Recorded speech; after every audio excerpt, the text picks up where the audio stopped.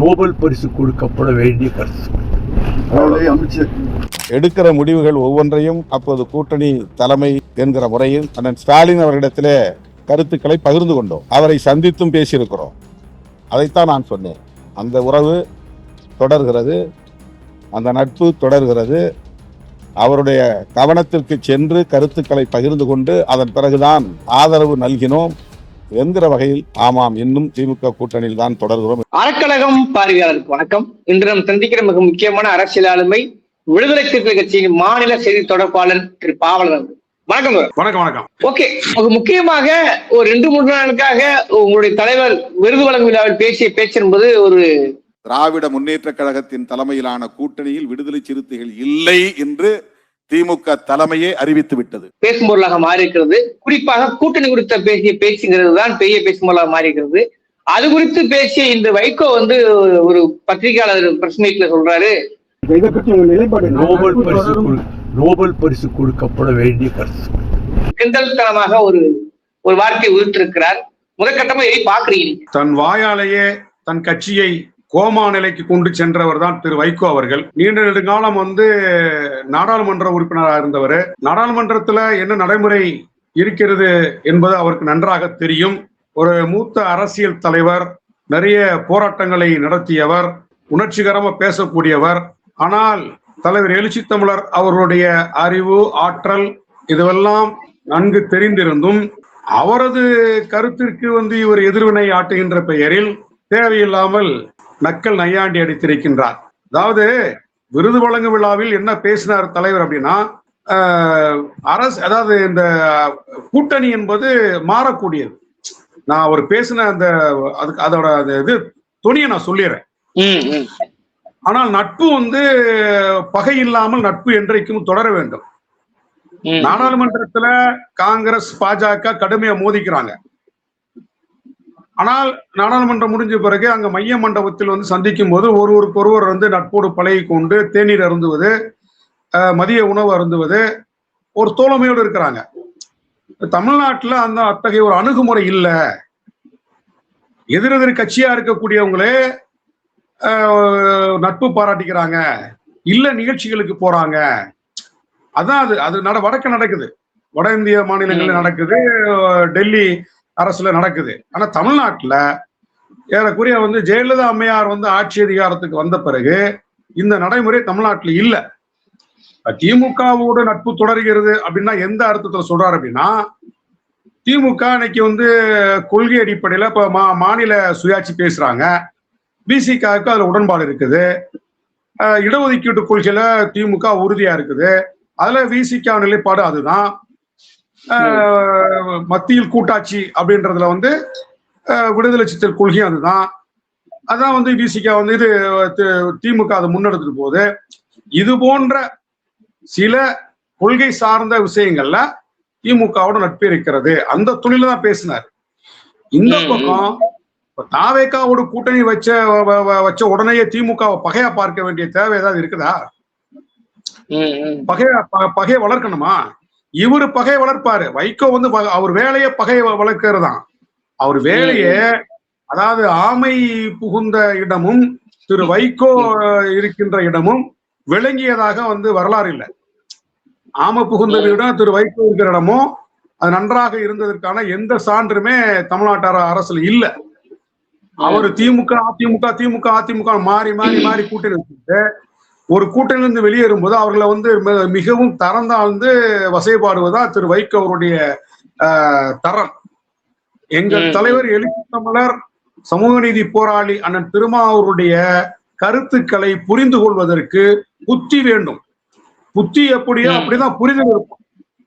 புத்தி எப்படியோ அப்படிதான் புரிதல் இருக்கும். அவருக்கு புத்தி இப்போது எப்படி இருக்கிறது இல்லை. இதுல என்ன ஒரு வேதனை அப்படின்னா, எங்களுக்கு 1990 காலகட்டங்கள்ல மதுரையில தலைவர் எங்களுக்கு அறிமுகப்படுத்திய ஒரு தலைவர் தான் திரு வைகோ அவர்கள்.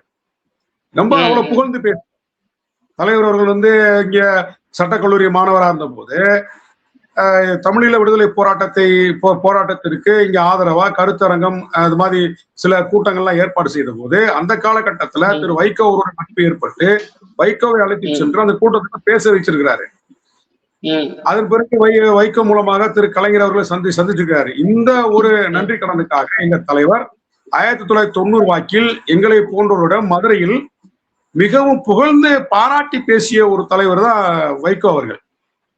எந்த இடத்துலயும் எங்க தலைவர் எழுச்சி தமிழர் திரு வைகோ அவர்களை விட்டு கொடுத்ததே கிடையாது, விமர்சனம் பண்ணதே கிடையாது.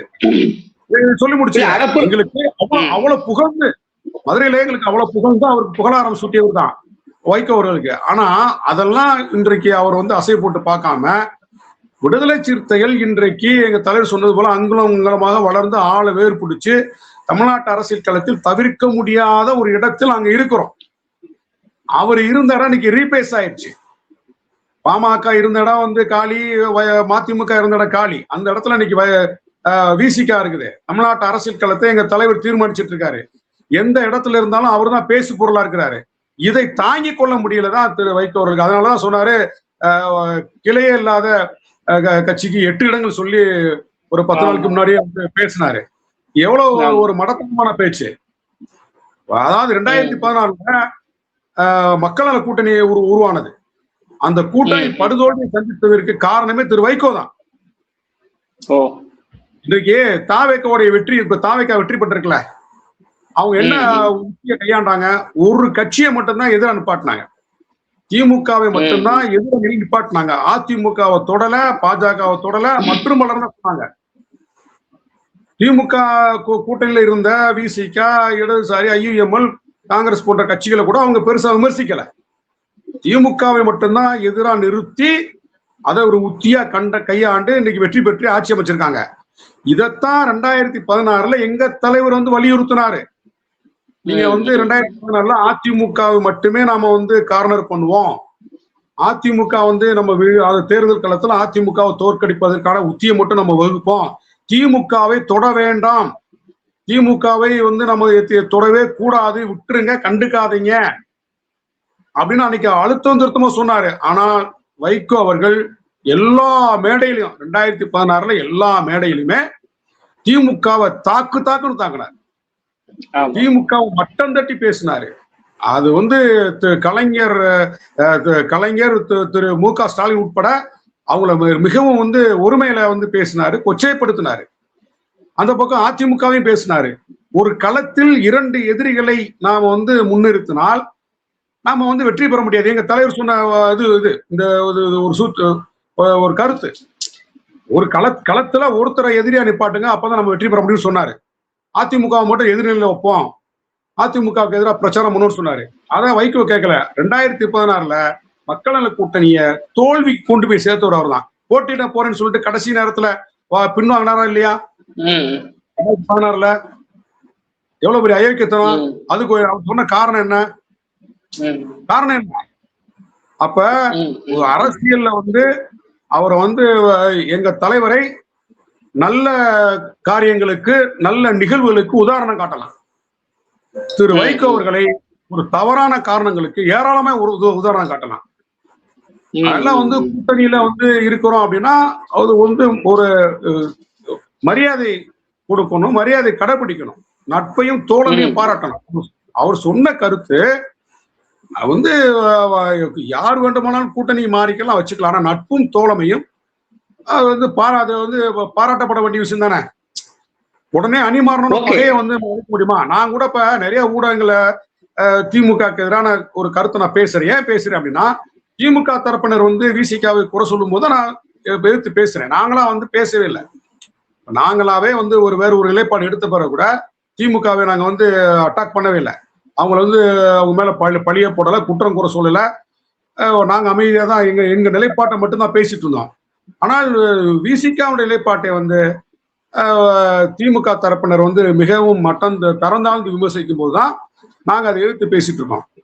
ஆனா கருத்தியல் அடிப்படையில நட்பு அப்படின்றது எல்லோரோடையும் வச்சுக்கலாம். இப்ப வந்து எங்க தலைவர் வந்து பாஜக ஆட்களை சந்திக்கும் போது கூட கை குளிக்கிறாரு. பாஜக நேரடியான எதிர்த்தான கொள்கை பகைதான விசிகாவுக்கு. ஆனா சந்திக்கும் போது மூஞ்சி திருப்பிட்டு போறாரா? கை கொடுக்கிறாருல்ல. சாதிய மதவாத சக்திகளுக்கு நேர் எதிரான நிலைப்பாட்டை எடுத்தாலும் திரு அன்புமணி அவர்களை சந்திக்கும் போது கூட நான் கை கொடுத்து பேசியிருக்கேன்னு சொல்றாருல்ல. இந்த பெருந்தன்மையை புரிந்து கொள்வதற்கு ஒரு புத்தி வேணும். அதை புரிஞ்சுக்காம நக்கல் அடிச்சா என்ன அர்த்தம்?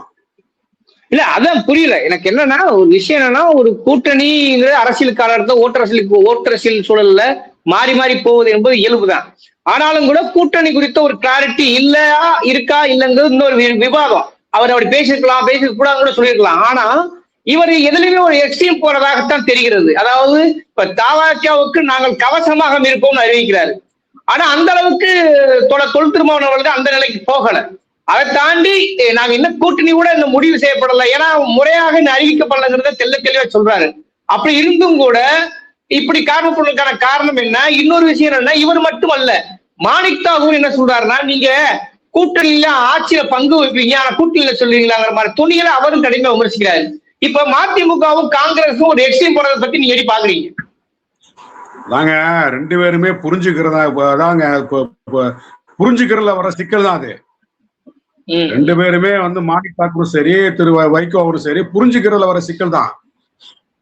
அதாவது ஜெயலலிதா அம்மையார் இருக்கும்போது அதிமுக காரங்க திமுக காரங்கிட்ட பேசக்கூட கூடாது. ஒரே தெருவுல வச்சிட்டாலும் மச்சின மாமனா இருந்தா கூட, பங்காளி பங்காளியா இருந்தா கூட, அண்ணன் தம்பியா இருந்தா கூட பேசக்கூடாது. அதுக்கு ஒரு உதாரணம் சொல்றேன் கேளுங்க. நம்ம வேலூர் ஞானசேகரன் ஒருத்தர் காங்கிரஸ் கட்சியில இருந்தாரு. வேலூர் ஞானசேகரன் காங்கிரஸ் கட்சியில இருந்தாரு. அவரு ஜெயலலிதா அம்மையார ரொம்ப கடுமையான விமர்சனம் பண்ணியிருக்காரு திமுக கூட்டத்தில் இருக்கும்போது. அவருடைய சம்பந்தி யாருன்னா அதிமுக இருக்கக்கூடிய தம்பித்துரை எம்பி, நாடாளுமன்ற உறுப்பினர். அதிமுக எம்பியாக இருந்த தம்பித்துரை அவருடைய மகளுக்கும் காங்கிரஸ் கட்சியை சேர்ந்த ஞானசேகரனுடைய மகனுக்கும் திருமணம். அந்த திருமணத்திற்கு போக கூடாது அப்படின்னு ஜெயலலிதா பயந்துகிட்டு தம்பித்துரை போகல. இதுதான் தமிழ்நாட்டுல இருக்கக்கூடிய ஒரு அரசியல் களத்துல கடைபிடிக்கக்கூடிய வெட்கக்கேடு. சொந்த பெற்ற மகளுடைய திருமணத்துக்கு கூட அவரு திரு தம்பித்துரை போக முடியல அப்படின்னா, அப்ப இங்க ஏன் அரசியல பகையா பார்க்கணும்? கட்சி வேறு வேறு கட்சியா இருந்தாலும் தேர்தல் களத்துல நிக்க போறோம், மக்கள்கிட்ட கருத்துக்களை சொல்ல போறோம், மக்கள் வாக்களிக்க போறாங்க, ஆட்சிக்கு வர போறோம். ஒருவர் தோற்கடிக்கப்பட்டு இன்னொருத்தர் ஆட்சிக்கு வந்தா உடனேயே தோற்ற கட்சியை அவதூறாக பேசுவதும், அல்லது ஆளுங்கட்சியில் இருக்கக்கூடிய ஒருவரை திறந்தாழ்ந்து அவதூறா பேசுவோம். அரசியலா விமர்சிக்கலாம், அதுல எந்த மாற்று கருத்து இருக்காது. ஆனால் நட்பே கூடாது, தோழமையே கூடாது அப்படின்னா இது என்ன அர்த்தம்? இது வைகோ அவர்கள் தெரியாதா? மாணிக் தாக்கூர் தெரியாதா? ரெண்டு பேருமே நாடாளுமன்ற உறுப்பினராக இருந்தவங்க தானே. டெல்லியில என்ன நடக்குது? ஏங்க சோனியா காந்தி வீட்டுக்கு பாஜக தலைவர்கள் போறாங்கல்ல. வாஜ்பாய் இருந்த காலகட்டங்கள்ல அவருடைய இல்லத்துக்கு போகலையா காங்கிரஸ் கட்சிக்காரங்க? இல்ல, மாணிக் தாகூர் விமர்சனம் அந்த மாதிரி கிடையாது. நீங்க கூட்டணியில அரசுல பதவி ஏற்றுக்கொண்டு நீங்க கூட்டணிக்கு துரோகம் செய்யறீங்கன்ற துணியில மாணிக் தாகூர் பேசுறாரு இல்லையா? அதை எப்படி புரிஞ்சுக்கிறதுன்ற அவர் புதுசா தலைவரா இருக்காருல்ல, அதெல்லாம் அவருடைய தலைமையை காட்டுறதுக்காக இஷ்டத்துக்கு பேசுறாரு. அதாவது திரு வைகோ அவர்களுக்கு இப்ப என்ன சிக்கல் அப்படின்னா, உளவியல் சிக்கல். பிசிகா கிடைக்கக்கூடிய முக்கியத்துவம் இருக்குல்ல, எங்க பார்த்தா என்னடா திருமாவளவன்றாங்க அப்படின்றத மாதிரி அது அவரால் ஜீரணிக்க முடியல. என்னுடைய பார்வை, கட்சியோட பார்வையில தனிப்பட்ட முறையில நான் பதிவு பண்றேன். எங்க தலைவருக்கு கிடைக்கக்கூடிய முக்கியத்துவத்தை திரு வைகோ அவர்களால் ஜீரணிக்க முடியாம தான் இந்த இது சொல்றாரு, நோபல் பரிசு கொடுக்கணும் அப்படின்ட்டு. ஒருவேளை அது நோபல் பரிசு கொடுக்கறது கூட எங்க தலைவருக்கு ஒரு தகுதி இருக்குது. ஏன் அப்படின்னா, மதிமுக வைகோ ஒரு பண்ணையாரு, எங்க தலைவர் ஒரு குடிசையில் பிறந்த கோமகன். அன்றாடம் காய்ச்சி அவரே சொல்லுவாரு, எங்க குடும்பம் அன்றாடம் காய்ச்சின்னுவாரு. அன்னைக்கு கூலி வேலைக்கு போனா கிடைக்கிற கூலியை வச்சுதான் பொங்கணும். அப்ப அந்த மாதிரி மிகவும் கடைநிலையில் ஏழை எளிய ஒரு குடும்பத்தை சார்ந்தவர். அவரு பண்ணையாரு, வைகோ பண்ணையாரு. அவங்க கட்சியில பெரும் முதலாளிகள் இருக்கிறாங்க, நிலச்சுவார்ந்தார்கள் இருக்காங்க, தொழிலதிபர்கள் இருக்கிறாங்க. ஒரு பணக்கார கட்சி. எங்க கட்சி ஏழைகள் கட்சி. ஏழை கட்சி, ஏழைகள் நிறைந்த கட்சி. பின்புலம் கிடையாது. அவருக்கு வந்து ஏராளமான பின்புலம் இருக்கு. பண முதலைகள் பின்புலம் அந்த கட்சிக்கு இருக்குது. எங்க கட்சிக்கு பின்புலம் இல்ல. சாதாரண ஏழை எளிய உழைக்கின்ற தொழிலாளர்களை, விவசாய கூலிகளை தன் பக்கம் நிறுத்தி கொண்டு இன்றைக்கு தமிழ்நாட்டு அரசியல் களத்தில் தவிர்க்க முடியாத ஒரு சக்தியாக ஒரு மக்களை அரசியல்படுத்தி, இன்னைக்கு அந்த மக்களை வந்து அரசியல்படுத்தி புறக்கணிக்கப்பட்ட மக்களை, காலங்காலமாக அரசியல் சமூக பண்பாட்டு களத்தில் புறக்கணிக்கப்பட்ட மக்களை அணிதிரட்டி அரசியல்படுத்தி தவிர்க்க முடியாத இடத்தை நோக்கி இன்னைக்கு நகர்த்திருக்காரு. அப்படின்னா அதற்காக தலைவர் எழுச்சி தமிழர் அண்ணன் திருமாவர்களுக்கு நோபல் பரிசு கொடுக்கலாம். உண்மையிலேயே வந்து திரு வைகோ அவருடைய அந்த கூற்று பலிக்கட்டும். அவர் வேற அர்த்தத்துல சொன்னாரு. ஆனா அந்த அவருடைய திருவாய் மலர்ந்து சொன்ன அந்த வார்த்தை உண்மையாகட்டும். நோபல் பரிசு எங்க தலைவருக்கு கிடைக்கட்டும். இதுல ஒரு விஷயம் என்னன்னா, ஓகே நீங்க சொல்றதெல்லாம் புரிஞ்சுக்க முடியுது. நட்பு பாராட்டணும், கட்சிகள் வேறு, பகைமைகள் வேறு, நட்பு முரண்கிறதோட வேறு, அதை தாண்டி பரஸ்பரம் உறவு வேணுங்கிற சொல்ற புரிஞ்சுக்க முடியுது. ஆனாலும் கூட கூட்டணி விஷயத்தில் ஒரு கிளாரிட்டி ஒண்ணு இல்ல. குறிப்பாக கூட்டணி நாங்க இந்த பக்கம் தான் இருக்கோம், இந்த பக்கம் தான் ஒரு உறுதிப்படுத்தணும் இல்லையா? அதுல கொஞ்சம் குழப்பம் இருக்கிற மாதிரி தான் தோணுது. அதை எப்படி புரிஞ்சுக்க? அதுக்கு நான் விளக்க சொல்லுறேன். அப்படியே என்ன அப்படின்னா, இன்னப்ப தாவேகா தலைமையில் ஒரு கூட்டணி உருவாகவில்லை. தேர்தலுக்கு முன்பு தமிழக வெற்றி கழகம் தனியா தான் போட்டிட்டாங்க. தனியா போட்டிட்டு வெற்றி பெற்று ஆட்சியை பிடிச்சிட்டாங்க. இங்க இந்த பக்கம் வந்து மதசார்பற்ற முற்போக்கு கூட்டணி உருவாக்கப்பட்டது. திமுக தலைமையில் மதசார்பற்ற முற்போக்கு கூட்டணி உருவாக்கப்பட்டு அந்த கூட்டணியில் நாங்க அங்க வகிச்சோம். அந்த கூட்டணி உருவாவதற்கு நாங்களும் எங்க தலைவரும் முழு முயற்சி எடுத்தாரு. இந்த பக்கம் தாவேகா வெற்றி பெற்ற பிறகு ஆட்சி அமைப்பதற்கு ஆதரவு கொடுத்திருக்கிறோம், அமைச்சரோட பங்கெடுத்திருக்கிறோம். அதை ஒரு கூட்டணியா முழு வடிவத்துக்கு கொண்டு வரலன்னு சொல்ல வர்றாரு. கூட்டணிக்கு ஒரு பேர் வைக்கணுமா இல்லையா? என்ன கூட்டணி? வெறும் தாவேகா கூட்டணி சொல்ல முடியும்? அந்த பக்கம் என்டிஏ கூட்டணி சொல்றாங்கல்ல,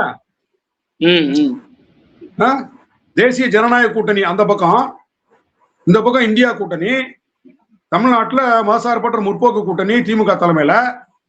அப்ப தாவேகா கூட்டணிக்கு ஒரு பேர் வைக்கல. அதுக்காக தான் கோவளத்துல கூடி பேசியிருக்காங்க. ஆனா ஒரு முடிவு எட்டப்படவில்லை. முடிவு பேசியிருக்காங்க. விரைவில் கூட்டணி வந்து உருவாக்குவாங்க, அதுக்கு ஒரு பேர் வைப்பாங்க. அப்ப எங்க தலைவர் வந்து என்ன சொன்னாரு? விருது வழங்கும் விழாவில் நாங்க கூட்டணியில் இடம்பெறுவோம்னு சொன்னாரு. தாவேகா ஆட்சிக்கு அச்சாணியா இருப்போம்னு சொல்லியிருக்காரு. 5 ஆண்டுகள் இந்த ஆட்சி தொடரும் சொல்லியிருக்காரு. அதான் ஜனநாயகம். அரசியலமைப்பு சட்டத்தின்படி பார்த்தா அதுதான் நியாயம். மக்களால் தேர்ந்தெடுக்கப்பட்ட ஒரு நபர் 5 ஆண்டுகள் வந்து ஆட்சி செய்வதுதான் முறை. அதை அவங்க தடுக்கிறாங்க, தடுக்க கூடாது. அந்த அடிப்படையில இருந்துன்னா அது கூட்டணியா ஒரு முழு வடிவம் பெறல, அதற்கு ஒரு பெயர் சூட்டல அப்படின்னு சொல்றாரு. இப்ப அந்த கூட்டணி 5ஆம் தேதி அதே அங்க பேசின பேச்சுலதான் என்ன பேசுறாரு? நாங்க கூட்டணி வந்து தாவேகா தலைமையில கூட்டணி இடம்பெறும் சொல்லிட்டார்ல.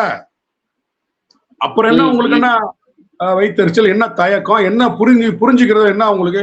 போய் முதல்ல அரசியல் படிங்க. எங்க தலைவரை வந்து புரிஞ்சுக்கிறதுக்கு தனியா ஒரு புத்தி வேணும். புத்தி உள்ளவர்களால் மட்டும்தான் எங்க தலைவரை புரிஞ்சுக்கிற முடியும். ஓகே, இது வந்து ஒரு உரையாடலாக எடுத்துக்கொள்வோம். விமர்சனங்கிறது பரஸ்பரம் மாறி மாறி வைக்கிறது இயல்புதான். ஆனா இது எல்லை தாண்டி தான் சொல்ல தோன்றுகிறது. உங்கள் விமர்சனத்தை அப்படியே மக்கள் பார்க்க விட்டுவிடுதே. விவாத சொல் அறக்களத்து நேர ஒதுக்க மாட்டேங்குது.